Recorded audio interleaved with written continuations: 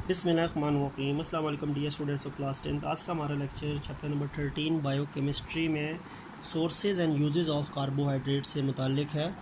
और ये टॉपिक हमारा कार्बोहाइड्रेट्स का जो टॉपिक होगा उसका ये लास्ट लेक्चर जो है वो होगा। इसमें हमने देखना है कि कौन कौन से ज़राए हैं कार्बोहाइड्रेट्स के और इसके क्या क्या इस्तेमाल हैं, क्या क्या यूजेस हैं कार्बोहाइड्रेट्स के। तो अगर मैं सबसे पहले सोर्सेज़ की बात करता हूँ कि कार्बोहाइड्रेट्स की क्या क्या सोर्सेज़ हैं, तो उसमें सबसे पहले अगर मैं आपको बताता हूँ तो मोनोसेक्राइड्स की अगर मैं बात करूँ तो मोनोसेक्राइड्स में याद रखें कि जो ग्लूकोज़ है, अगर मैं मोनोसेक्राइड्स की बात करता हूँ तो मोनोसेक्राइड्स भी कार्बोहाइड्रेट्स हैं, ओलिगोसेक्राइड भी कार्बोहाइड्रेट्स हैं और पॉलीसेक्राइड भी कार्बोहाइड्रेट्स हैं। तो मोनोसेक्राइड में ग्लूकोज हो गया, फ्रक्टोज हो गया, ठीक हो गया, और गैलेक्टोज हो गया, ठीक हो गया। अब इसमें से ये कहाँ कहाँ से किन किन ज़राए से आपको हासिल होते हैं। ये जो आपके पास ये है क्या कहते हैं, ग्लूकोज है, फ्रक्टोज है और गैलेक्टोज है, इनको हासिल करने के लिए इनकी जो सोर्स है वो फ्रूट्स है, फल जो हैं, ठीक हो गया, सब्ज़ियां हैं, वेजिटेबल्स जो हैं, सीरियल्स हैं, गंदम, मकई, चना, चावल वगैरह सीरियल क्रॉप्स जो है, ठीक है। सीरियल्स क्या क्रॉप्स होती हैं, फ्रूट्स और वेजिटेबल्स के अलावा जो एडिबल क्रॉप्स होती हैं वो सीरियल्स कहलाती हैं, ठीक हो गया। और शहद, हनी जो है, तो शहद में सीरियल्स में गंदम, मकई, चावल वगैरह आ जाएगा। फ्रूट्स में, वेजिटेबल्स में, ये मोनोसेक्राइड्स की कॉमन सोर्सेज आपको वो मिलेंगी, ठीक है। फिर अगर मैं डाइसेक्राइड्स की बात करता हूँ, डाइसेक्राइड्स भी तो मोनोसेक्राइड्स में उसी में आते हैं ना, कार्बोहाइड्रेट्स में होते हैं। डाइसेक्राइड में अगर मैं बात करता हूँ सुक्रोज़ की, सुक्रोज़, तो सुक्रोज़ आपको कहाँ कहाँ से हासिल होता है। सुक्रोज़ को हासिल करने के लिए एक तो गन्ना है। सुक्रोज़ बेटा वो चीनी है जो हमारे घरों में यूज़ होती है, टेबल शुगर जिसे कहते हैं। तो शुगर कैन से भी सुक्रोज़ हासिल होता है। इसके अलावा शुगर बीट, चुकंदर जो है उससे भी आपको हासिल होगा सुक्रोज़। और सुक्रोज़ को हासिल करने के लिए थर्ड चीज़ जो है वो फ्रूट्स है। अक्सर फलों में भी जो मिठास होती है that is also because of the sucrose, ठीक हो गया। इसके अलावा लैक्टोज़ जो है, लैक्टोज़ भी तो डाइसेक्राइड है ना। लैक्टोज़ आपको हासिल होगा मिल्क से, और मिल्क की जितनी प्रोडक्ट्स होती हैं जिनको हम क्या कहते हैं, डेयरी प्रोडक्ट्स। तो डेयरी प्रोडक्ट्स और मिल्क से आपको लैक्टोज़ जो डाइसेक्राइड है वो हासिल होता है, ठीक है। और इसी तरह जो एक और डाइसेक्राइड था जिसका नाम था माल्टोज़, माल्टोज़ भी हमने डाइसेक्राइड में पढ़ा था ना लास्ट लेक्चर में। तो माल्टोज़ कहाँ से हासिल होता है, सीरियल्स, सीरियल्स कोई गंदम, मकई वगैरह जो होती हैं इनसे हासिल होता है आपको, ठीक है। तो ये डाइसेक्राइड की सोर्सेज होगी, ये मोनोसेक्राइड की सोर्सेज होगी। अब आते हैं हम जी पॉलीसेक्राइड्स पे।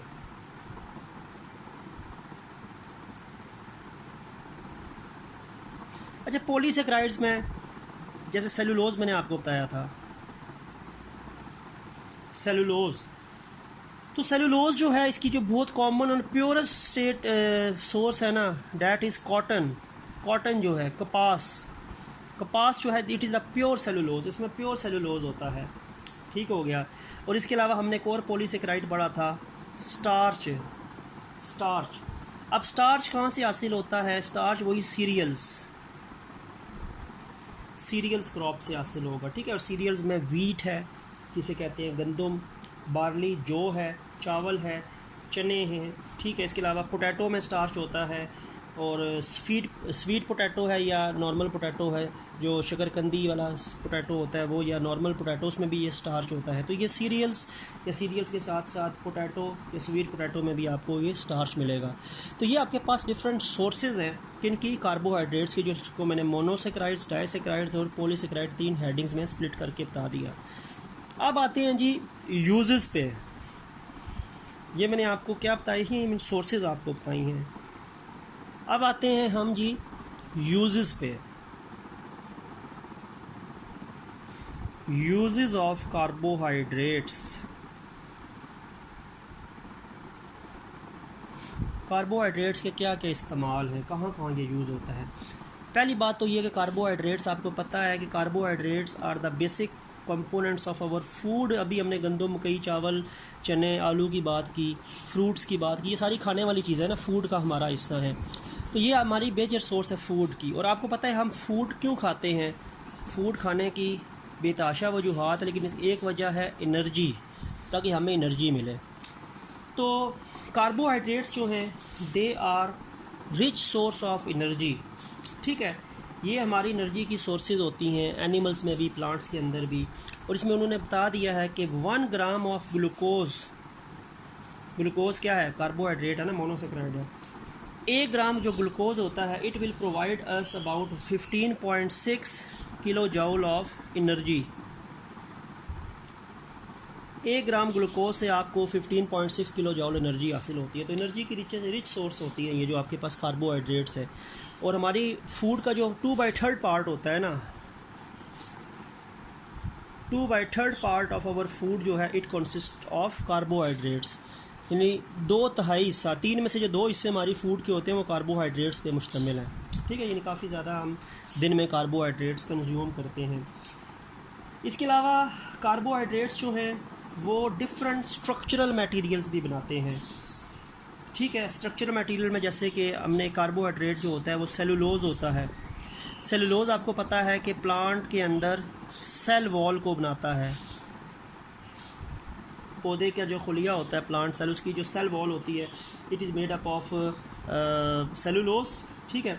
इसके अलावा जो सेलुलोज होता है वो हमारी फूड के अंदर ऐसे क्योंकि सेलुलोज को डाइजेस्ट करने के लिए हमारी बॉडी में कोई एंजाइम मौजूद नहीं है, तो सेलुलोज जो है ये हमारी बॉडी में डाइटरी फाइबर का काम करते हैं।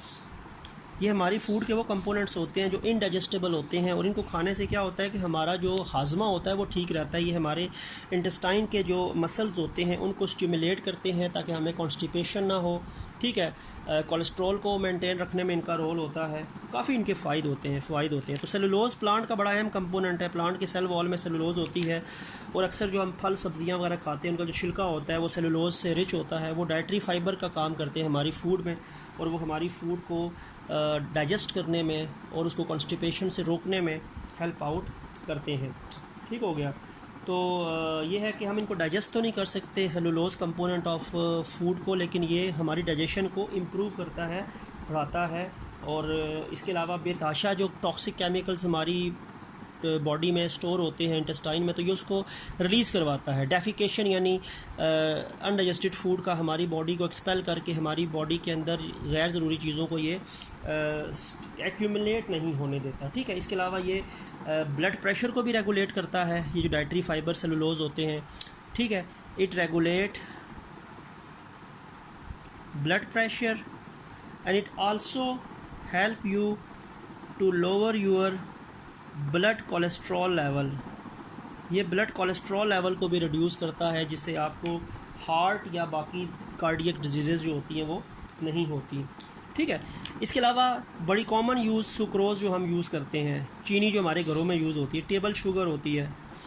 किसी भी चीज़ को मीठा करना हो आप चीनी डाल देते हैं, तो चीनी क्या है? सुक्रोज है। और सुक्रोज क्या है? कार्बोहाइड्रेट है। इसके अलावा एक हमने अभी कार्बोहाइड्रेट उसकी बात की थी, कार्बोहाइड्रेट की, ग्लूकोज।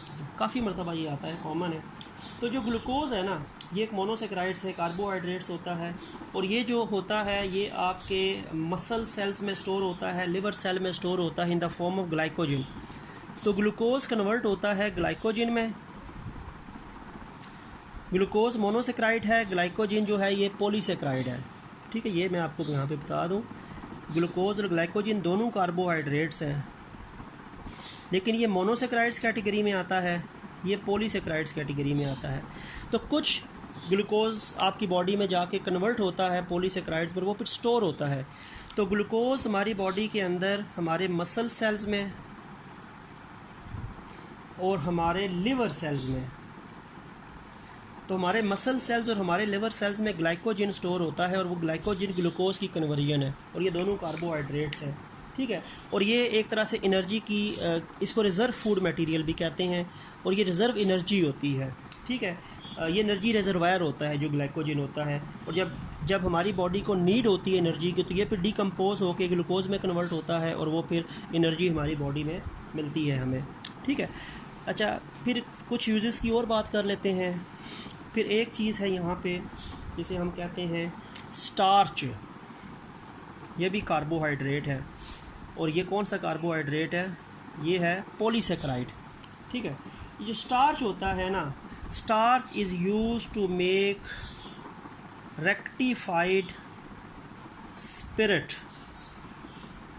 स्टार्च जो होता है ये रेक्टिफाइड स्पिरिट के अंदर यानी कन्वर्ट होता है by the fermentation process. Fermentation process के ज़रिए यानी स्टार्च की फर्मेंटेशन की जाती है तो ये कन्वर्ट हो जाता है रेक्टिफाइड स्पिरिट में। रेक्टिफाइड स्पिरिट एक ऑर्गेनिक मॉलिक्यूल है और ये बहुत ज़्यादा इसकी यूटिलाइजेशन होती है, यूज़ होते हैं। ठीक हो गया। इसके अलावा ये जो स्टार्च होता है, यही स्टार्च जिसके ऊपर हमने बात की, इस स्टार्च के अंदर वाटर मिलाया जाता है, पानी शामिल किया जाता है, तो ये एक ग्लू बन जाता है, एक चिपकने वाली चीज़ बन जाती है। ठीक है। तो स्टार्च के अंदर वाटर शामिल करके एक ग्लू बनता है जिसको हम डेक्स्ट्रिन कहते हैं, डेक्स्ट्रिन ग्लू। और डेक्स्ट्रिन ग्लू जो होता है वो एडेसिव होता है, चिपकाने में यूज़ होता है, कागज़ को चिपकाने के लिए। ठीक है, दीवारों वगैरह पे, वॉलपेपर के। अच्छा, वॉलपेपर भी अक्सर जो होता है ना, घरों में लगाया जाता है जो वॉलपेपर, उसको भी जो चिपकाने के लिए उसके पीछे केमिकल मला जाता है, वो डेक्स्ट्रिन होता है। वो स्टार्च का वाटर डिज़ोल्विंग प्रोडक्ट होता है। तो डेक्स्ट्रिन जो है वो ग्लू है जो स्टार्च को वाटर में ऐड करके एक चिपकाने वाली चीज़ बनती है, जस्ट लाइक गम जिस तरह होती है। ठीक हो गया।